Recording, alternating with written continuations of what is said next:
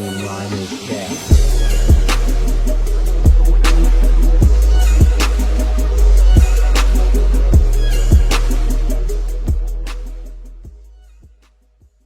Shout out to this Aaron speaking, and most importantly, shout out to y'all for tapping in. This video is the rise of Drake part 2. We ain't gonna talk too much without further ado. We're gonna get straight into the video.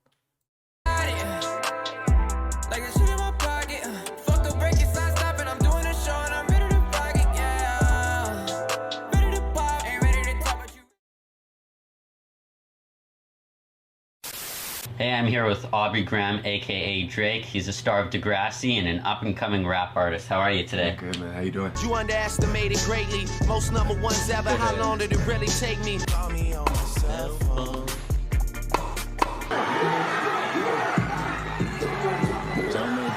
And I'm focused on getting more. They too stuck on getting even. I'm ready for it.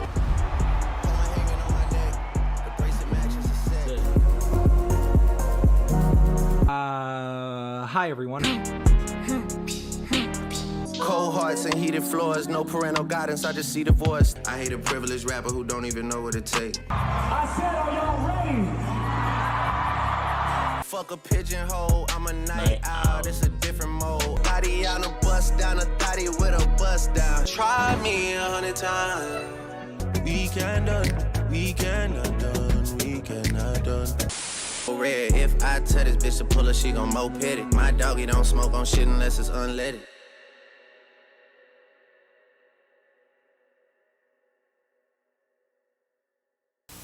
Man, it's crazy to think about that it's been well over a year since I last made my Rise of Drake video. And first off, I just want to thank all of you guys for watching that video, leaving a comment, sharing, liking it, all that good stuff. Because that's my most successful video on my channel. So again, thank you guys. And I figured, you know what? Drake has done a lot since then, and I've been getting comments about an updated video, so I said, why not? So boom! I last left off on when Donda and CLB came out.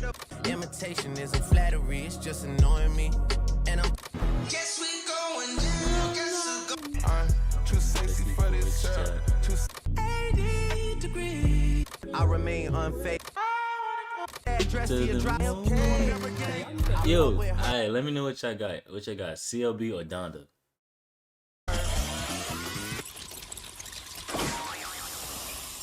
Oh, great, Dad. Now we don't have any Certified lover boy. Which, looking back at it, was a fun time, man, because the competition was real. And I remember having this fake CLB with like a Dropbox link, thinking all of it was legit, but only like 2 of those songs actually made the cut, but whatever. But that was back in September of 2021. What has Drake done since? Well, Kanye and him ended up having a rare ass show in California called the Free Larry Hoover benefit concert, which I wish I would have attended looking back at it now. It's honestly one of the rarest, most legendary shows in hip hop when you think about it. And when they played Forever together, nah, stop it, fam. Stop it. Thank you. Make some noise for Drake up in this. So,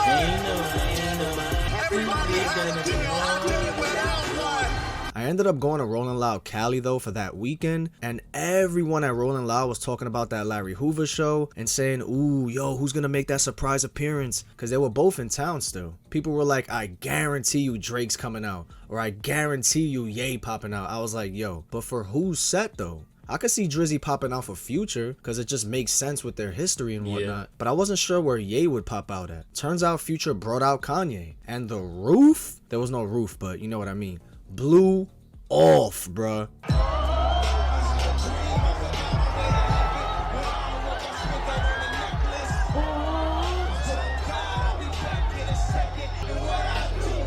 Like more stupidly. bro, what? Bro, Future, yo, my boy really here, boy. I was speechless, not gonna lie. It was my first time seeing Ye, so I couldn't believe it for real. But it is what it is. When Rolling Loud announced that they were going to Toronto for the first time, I was like, no Drake? You know what? This could be Future's time to bring him out, like a surprise guest. So you know what? I'ma cop a ticket. I'ma cop it. Did Drake come out? We gonna get into that though. In 2022 though, yeah, Drizzy went crazy. Arguably one of his most unique, biggest and best years of his career. He started off the year being featured on Gunna's DS4 on a song called P Power. Show you a lick, now you working, my baby. You fuck on me and feel personal, baby. He ended up winning 5 awards at the 2022 Billboard Music Awards, including Top Artist, Top Male Artist, Top Rap Artist, Top Rap. Like, people gotta give it to Drake. Drake been having motion for a long time. I say since like 2010, like from there to now, and hopefully he still has a run for many years to come, man. Male Artist, it's mad specific, and Top Rap Album with Certified Lover Boy. He then went on to be placed 4th on Forbes' highest paid rappers of the previous year, and then he announced a return to touring. Speaking of that, he was supposed to have a show in New York at the Apollo, but we'll talk about that too. In March, he ended up winning Hip Hop Artist of the Year at the 2022 iHeartRadio Music Awards. I also found this next stat to be pretty interesting, yet random as hell, and a bit unfair in my opinion. So there's an article that says, Drake and Taylor Swift each had more streams than every pre-1980 song combined last year. His music accumulated 7.91 billion streams, while songs pre-1980 had generated 6.32 billion. I mean, that is impressive, obviously, but isn't that like unfair? Because I mean, back then there was no streaming, and it's been decades since those songs were in their relevancy. So I mean, yeah, whenever Drake drops, of course the numbers are gonna go crazy because we're in the digital age, and I get it. A lot of those pre-80s songs are probably still being played today if they're classics, but still, it's a new age, and he's still releasing some 80s songs is still being played because of TikTok, to be honest. Music. So I don't know, I just feel like that stat is just a bit unnecessary, but hey, it definitely makes Drake look good. He then went on to be featured twice on Future's album I Never Liked You on the songs I'm On One and Wait For You. It's right hand, right knee, left hand, left knee. Supposed to be a dog, but you don't put me in a kennel. Which both hit the top 15 on Billboard, but Wait For You ended up going #1 for a week, but still. That song actually became Drake's 10th #1 song in his I ain't career. gonna lie, I ain't know it was only for a week. It should have been way longer than a week.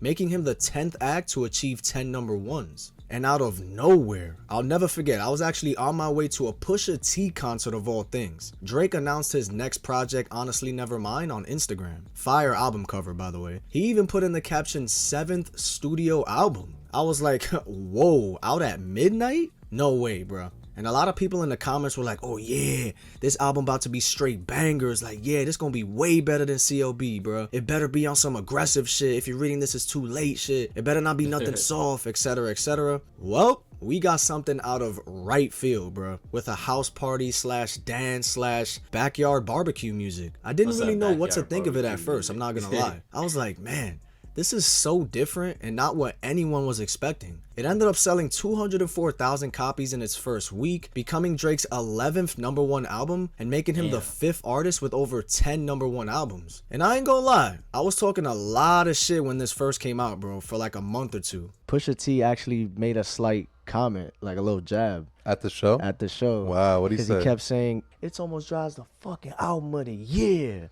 And I don't care who drops. And the whole crowd's like, oh, he's like, ain't nobody fucking with this album. I was like, that was clearly a subtle shot to Drake. But yeah, when I first heard the first like 3 songs, I was like, what's crazy is the documentary I reacted to on how they was beefing and all that. I didn't know they was beefing for that long. I thought that was like something current with him because of him dissing his son. Well, saying that he got a son or something like that. I thought that's when it took place around that time, but it was way before that.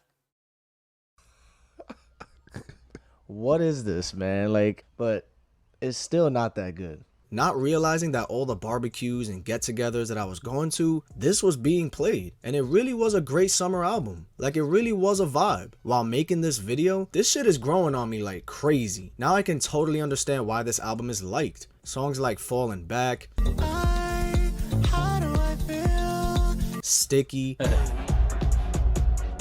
know how sticky it get. Texts Go Green, If I come around you, can I be myself? Massive, Oh, when you're ready, we can put this behind us. A Keeper, I mean, honestly, like for Drake, if we could get something like when he first came out around that time, like the Resistance and stuff like that, one more time, I think it'll be dope. Honestly, I honestly think it'll be dope. Bro, that ending part, that shit puts me in a trance for real.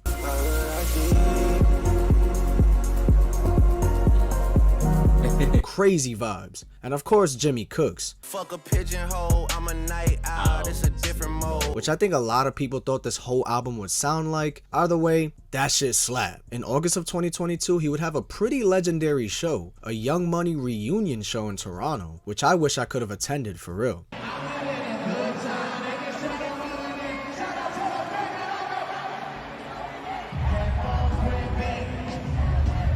Him and DJ Khaled ended up collabing for the song Staying Alive, which Khaled said in an interview, it was the hook of the century. The hook of the century. Thank you. Whole world's gonna sing it no matter what. You gotta love Khaled, bro. I mean, that song was, to me, that song wasn't all that. It's a pretty dope song, but it definitely didn't stick the way Khaled thought it would. Yeah. I'm staying alive, I'm staying alive. In fact, that song actually marked the 30th Drake song to reach the top 5 on the charts, breaking a 55-year-old record for most songs to reach the top 5 on the charts, previously held by Big Draco. Nah, I'm just playing, the Beatles. Interestingly enough though, the song Texts Go Green tied the record, which was held by Kendrick in the same year with the song We Cry Together, for the biggest single week drop in Billboard Hot 100 history, falling from number 13 to number 94. In October of 2022, he would announce that he's going to be doing a rare ass show in New York at the Apollo Theater in Harlem. For those who don't know about that theater, well, it's one of New York's most famous venues. It's been around since the early 1900s. The capacity is only around 1,500, and Drake has never performed there, so this is definitely a rare show. But it ended up getting delayed at first due to the unfortunate passing of that boy Takeoff. Bro, Didn't it already happen previously? Or am I tripping? Where he brought out I don't know if that's the same place. I think he brought out Dipset. Bro, I still can't believe he's gone, man. Rest in peace for real. But yeah, it ended up getting pushed back to December for 2 dates. But even that show didn't happen. But it's crazy because as I'm recording this video, Drake actually posted on his Instagram hours ago about this show this weekend, January 21st and the 22nd. It was super hard to even get tickets for this show. So yeah, it was like a sweepstakes or some shit with SiriusXM. I don't have tickets. I'm sure it's sold out. Probably won't be there, but man, I really wish I was going to that show, bro. I ain't never been to no Regardless though, let's go back to October 28th, because this is the day that Drake and 21 Savage released their collaborative album, Her Loss. Scratch that. It actually released on November 4th because of Drake's longtime producer 40 had COVID. The album, in my opinion, is great. Drake carries hard on this tape to me, because he does have a lot more vocals on this than 21 does. Don't get me wrong though, whenever 21 does his thing, he does his thing. There's a lot of fire tracks on here, bruh. Circo Loco with the Daft Punk sample? Pfft, gas. I've been blowing through the money like it growing trees. Back Outside Boys with Yachty's ad-libs is fire. Cutting the traction, bet in the corner, bet I make shit glide. By the way, the cover art... Yo, I got a question for y'all. Do y'all take Lil Yachty serious as an artist? Because I seen like a little thing yesterday that was like, yo, Lil Yachty, I think it was saying Lil Yachty's upset because people don't take him serious as an artist. Not really a fan, bro. But yeah, there's a lot more tracks on here that stand out for sure. They been rocking, bitch, it's my fave, I'ma gon' beat it. Can't talk to the ops next for me. 21. That's a dude? Yeah. Oh, hell no. That's a girl, bro. Oh, God, I did. Shout out to Gas Night and 21 Savage. Look, it's a whole trend, bro. Like, they got mad people that, like... For me, the 21. Can you do something for me? Can you talk to the ops next? Start the V, snakes in the grass so they harder to see. Braid it up in my sweet so hit them then I get amnesia. Fantano actually has some interesting words for it though. To the point where much of this album is actually tasteful, entertaining, cool to listen to, and not nearly as corny as it could have been. Spare those jabs at black women that just didn't really need to fucking happen. Speaking of words from Drizzy, his jabs at Megan Thee Stallion were interesting. About getting shots, but she's still a stallion. She don't even get the joke, but she's still smiling. So it didn't take long for Megan to get wind of this. I know I'm very popular, but y'all gotta stop attaching weak blank conspiracy theories in bars to my name. Stop using my shooting for clout. Since when the F is it cool to joke about women getting shot? Serena Williams, which was hella random. It just didn't really need to fucking happen. He came at Dram, Ice Spice. Yeah, Drake was out here on this tape. The album sold 404,000 copies first week. In fact, 8 of the album's songs debuted in the top 10 of the Billboard Hot 100, extending Drake's record for most top 10 entries with 67, with a record 49 as a lead artist. He's also the only artist to log 8 top 10s from an album twice. He even posted this on his Instagram, bruh, showing all the songs from his album that made the top 10, except the #1 track, which he covered. Bro, I thought that shit was hilarious. I just love the aggression of this whole project, really. It's one of his best projects in a while, for sure. Another funny thing too is that Drake and 21 both posed for a fake Vogue magazine shoot, which they used to promote their album. And they were even sued by the publisher of Vogue for like $4 million or something like that. And apparently, he also came at XXXTentacion. If you've seen my part 1 of Drake's documentary, you know I talk lengthy about that X and Drake beef, and how there's a lot of controversy about X's passing, and how a lot of people think Drake has something to do with it. Well, yeah, apparently he's sending shots to X again on the song On BS. Drake was taking shots at everybody on her loss, but everyone is still talking about this one. Maybe I should do a 20. Maybe I should break that 20.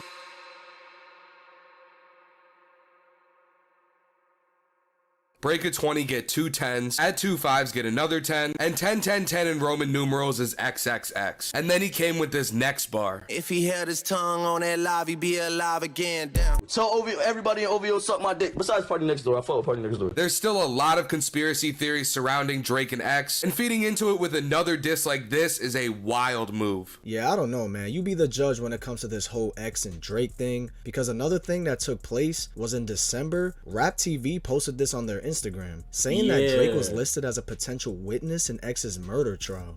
Yeah, I don't know, man. Shit's real sus if you ask me. At the 2022 People's Choice Awards, Drake was nominated for 3 awards: Male Artist of 2022, Song of 2022 for Wait For You with Future and Thames, and Collaboration Song of 2022 for Jimmy Cooks. And remember I told y'all about Rolling Loud Toronto though? Yeah, your boy went there solo in September. I was taking Ubers everywhere that first day, but I ended up figuring out the buses and the trains and whatnot. It was an interesting weekend for sure. But guess what, fam? Drake never popped out. I was very disappointed, bro. I still had a good time though. Wizkid and Ray Shremmerd, bro, they were amazing. Future, on the other hand, he was pretty forgettable, not gonna lie. Plus, everyone was expecting Drake to come out, but it's all good.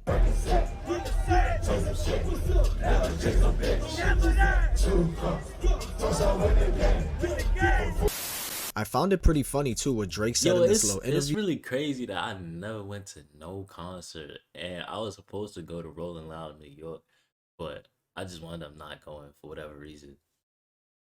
About hookah. Oh, what's the hookah flavor? It's Habibi's. First of all, this little pouting face that he be doing, bro, that shit be hell. blowing mine. Like, what are you doing? Look at him, fam. Why does he do it so often? Like, that shit is funny as hell. But continue on. Never smoke. By the way, I'd like to say something. I feel like in the No Lie video with 2 Chainz, I was smoking hookah. I feel like I was responsible for the hookah boom. He did it again, bro. He did it again. In America, I just want to lay claim to that. I don't know if anyone wants to give me that credit, but it was way less shisha in the club and way less shisha spots in America before I smoked. So, that was in like 2014. I was on the hookah wave, the shisha wave way earlier. You know what's crazy though? The album of the that's another nickname for hookah, shisha. Year for me was Metro Boomin's Heroes and Villains project, right? And tell me how Drake was supposed to be on that hoe. Metro revealed in a recent interview that Drake was supposed to be on Trance, the song with Travis and Thug, but he said it was already after the song was done and locked in. Why did that version not make the album? Really, it was a song I had did with Travis and Thug originally. I was just in the studio with Drake one time, because we were going to do some stuff for my album, and he just wanted to hear some songs from my album. Then he heard that one and really wanted to get on it, but like I was letting him know that it was really just done for real, and I was really just set on how it was. I was like, bro, I ain't even trying to sell you no dream. Like, it's really like just locked in. I'm locked in where it was. He hit me and was just like, man, let me see if it's just anything he could add to it, and he was like, if you don't like it, then whatever. So he did some stuff. A couple parts was cool, but like I just felt like just even with like slime verse and trap verse and the outro, it was just already like it just really wasn't no room. It was just wasn't no room. It wasn't nothing personal. It just wasn't no room. It was just recently leaked, and it's gas. I can't play the whole thing, of course, but damn, Metro. I ain't even We here. go so far back in time. We put on the feathers for this type of weather. She go to the club to bust up a dud. Who cares if it wouldn't have fit or if it was too long of a song? Come on, man. You put Drizzy on your shit. Drake was recently featured on a song with Popcorn. That shit is gas. We cannot done. We cannot done. We cannot done. But yeah, man, Drake said he's going on tour this year, so you already know. Them shit's about to be bread. That's what I love. That's what I love though. Like now, those type of artists like Thames, Wizkid, Davido, Burna Boy, all of them, Ira Star, all of them is getting like the credit that they deserve. Because I remember before artists like that, it was just hard for them to pop off, and now all of them is just popping off one by one. More than likely, I'm in there. It's gonna sell out everywhere, to be honest. But yeah, Drizzy Drake Rogers. He truly is the greatest artist of this generation, let alone of all time. The accolades speak for themselves, fam. Yeah, some people criticize him with the ghostwriting, and some people just don't respect his shit. But you can't argue with the numbers. You can't argue with the impact. I don't really care about the ghostwriting joint no more, for the simple fact that a lot of the greats had ghostwriters help writing their stuff. He's had on the industry. Not only is Drake literally the highest certified digital singles artist ever in the United States, having moved 142 million units based on... And I'm pretty sure that he don't get every single song ghostwritten. Sales and on-demand streams, but he's always in everyone's top 10 Spotify Wrapped or Apple Music Replay, even if they say they don't even listen to him like that. Like, bro, that's crazy. Him and Bad Bunny in 2022 were probably the most popular artists around, bro, if we really being honest. That man keep posting, but I never heard a Bad Bunny song. Like, is he that fire? Like, am I really missing out on Bad Bunny? Y'all let me know. has been making hits after hits since I was legit starting 9th grade back in 2008. Yeah. Damn, I'm getting old, fam. But for real though, like, he's still out here. He could have stopped making music at least 5 years ago and still probably would have been considered the GOAT. So yeah, I'm gonna give that man his flowers while he's here and just appreciate consistency and greatness. He's the certified lover boy. Honestly, never mind. It's her loss. Let me know in the comments, fam, what's your favorite Drake song, favorite project, your memories with Drake's music. Let me know all of that, and I'll check you guys in the next video.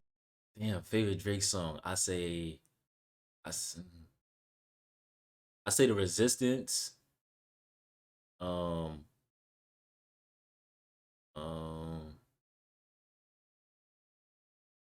My Dead Body.